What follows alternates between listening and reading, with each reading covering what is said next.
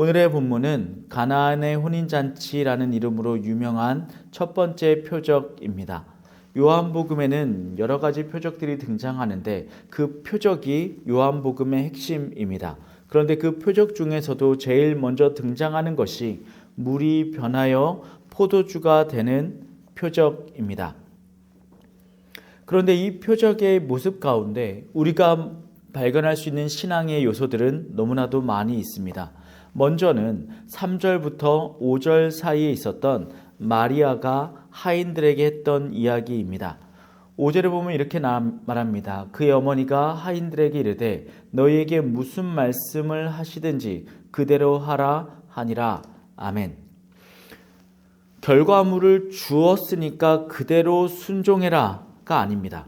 지금 예수님은 포도주가 떨어졌습니다 라고 하는 마리아의 말에 시큰둥하게 반응합니다. 그런데 마리아는 지금 무엇을 하고 있냐면 결과물도 없고 대답도 없는 그 상황에서 하인들에게 이렇게 말합니다. 예수님이 말씀하시는 대로 그대로 행하라 라는 것이죠. 우리는 믿음을 자꾸만 어떤 결과물을 통해서 얻는 것이라고 생각합니다. 저 사람은 저걸 가졌으니까 믿음이 좋은 거지. 저 사람은 저런 일이 생겼으니까 믿음이 생기는 거지. 혹은 나의 삶에서도 어떤 신비한 일들이 일어났으니까 내가 그걸 통해 믿었지 라는 식으로 이야기합니다만 그것은 선후 관계가 잘못된 것입니다. 믿음은 말씀을 그 결과를 보지 않고 믿어 따라 살아가는 것입니다. 그러고 나면 믿음이라는 것은 보이지 않는 것이다 라고 했던 바울의 말은 정확하게 맞습니다. 그럼에도 불구하고 우리는 일상의 삶 속에 자꾸만 무엇을 보여달라고 요청합니다. 그렇지 않습니다. 내 생활이 바뀌어서 믿음을 갖는 것은 믿음이 아닙니다. 바뀐 상황에 대한 반응일 뿐이지요. 그러니 3절에서 5절까지 마리아의 입을 통해 우리는 믿음의 실체를 알게 됩니다. 믿음은 무슨 말씀을 하시든지 그 말씀대로 행하는 것입니다. 그런데 6절부터 10절까지는 또 다른 이야기가 펼쳐집니다. 분명히 포도주가 없는 것이 나와 무슨 상관이냐 말했던 예수님께서 6절에 돌 항아리에 물을 채우라고 말씀하시죠. 그리고 그 결과 그것은 포도주로 바뀌게 됩니다. 즉 하인들이 믿었던 그 믿음으로 예수님이 표적을 만들어내시는 겁니다. 표적이 앞선 것이 아니라 믿음이 앞섰기에 표적이 일어난다는 것은 우리의 생활 가운데 우리가 우리의 삶을 포기하지 않을 이유가 거기에 있음을 가르쳐 줍니다. 내가 믿습니다. 그러면 주님이 일하십니다. 내가 원하는 결과물을 달라고 기도하는 그 믿음이 그 결과물보다 앞서지 않고서야 결탄코 주님이 물이 변하여 포도주가 되는 일들은 없었을 것이란 말입니다. 그런데 특별히 우리가 주목할 것은 돌 항아리 6개입니다.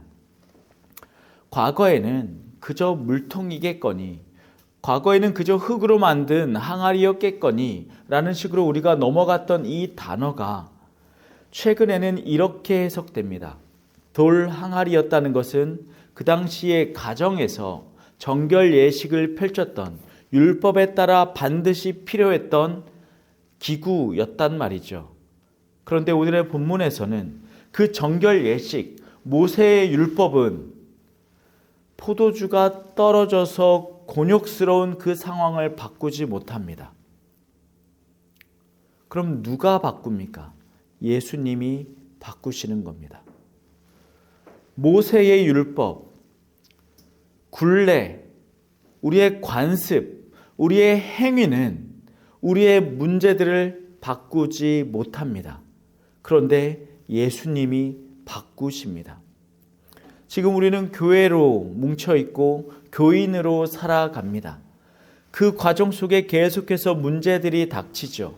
그런데 그때 믿음의 사람은 어떤 사람이냐면 세상의 관습, 나의 지혜, 내가 해왔던 방법들을 가지고 그 문제를 뚫고 가려는 것이 아니라 그 상황에서 예수를 의지하는 사람인 것입니다. 그래서 오늘의 본문은 이걸 말하는 것이죠. 돌 항아리로는 문제를 해결할 수 없다. 문제를 해결한 것은 예수 그리스도다 라고 말하고 있는 것입니다. 우리의 삶 속에 문제 앞에 우리가 얼마나 많이 사람들을 쫓아다닙니까? 얼마나 많이 교회에 문제가 터졌을 때 수많은 사람들에게 도움을 요청하며 살아갑니까? 그런데 그것 이전에 우리가 먼저 찾아야 될 대상은 예수 그리스도라는 것을 보여주고 있는 것이죠. 제가 서두에도 말씀드렸듯이 혼인잔치의 표적은 요한복음에 등장하는 표적들 중에 첫 번째입니다. 그리고 그 첫 번째를 통해 우리는 믿음의 본질을 보게 됩니다. 믿음은 시키시는 대로 하는 겁니다. 그리고 그 시키시는 대로 한 결과 내가 나의 지식이나 나의 방법이 아닌 예수 그리스도를 의지하여 그 결과를 바라보길 소원하는 것입니다. 우리는 이 사실을 잊지 않고 신앙생활을 해야지만 믿음이 무엇인지 논할 수 있게 됩니다. 우리는 너무나도 오랜 기간 믿음이라는 단어를 잘못 사용해 왔습니다. 제가 초등학생 때 제 짝꿍이 생각이 납니다. 제 짝꿍이 갑자기 어느 날 이런 고백을 합니다. 내 친척 동생이 죽었어. 어린 나이에도 그 죽음이라는 것이 너무나도 낯설어서 놀랐습니다. 왜 죽었는데? 라고 물어보니 그 아이가 배가 아팠답니다. 그래서 동네 병원을 갔더니 딸기맛 치약을 매일 조금씩 짜먹으라고 가르쳐 줬답니다. 그래서 나중에 그 아이가 너무 아파서 큰 병원을 가보니 그 아이는 암이었고 그 딸기약 치약을 짜서 먹이라고 했던 의사는 돌팔이였던 겁니다. 제가 어릴 땐 돌팔이 의사 진짜 많았거든요. 거기에 운 나쁘게 걸린 겁니다. 자, 보십시다.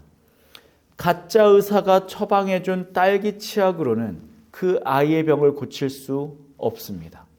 그 아이가 병을 고치려면 아팠을 때 제대로 된 병원에 제대로 된 의사를 만났었어야 했단 말입니다. 우리의 신앙생활의 문제는 믿음이라는 약으로 해결이 됩니다. 그런데 그 믿음은 세상의 방식에서 찾아낼 수가 없습니다. 엉뚱한 의사 찾아가서 딸기 치약 빨아먹으면서는 도저히 회복할 수가 없단 말입니다. 그러다 보면 당장 내 입에는 달콤해서 먹고 싶고 그 향은 괜찮으니 낫겠거니 하는 마음으로 빨아먹어도 반드시 그 결과는 죽음입니다. 교회의 문제 역시 마찬가지입니다.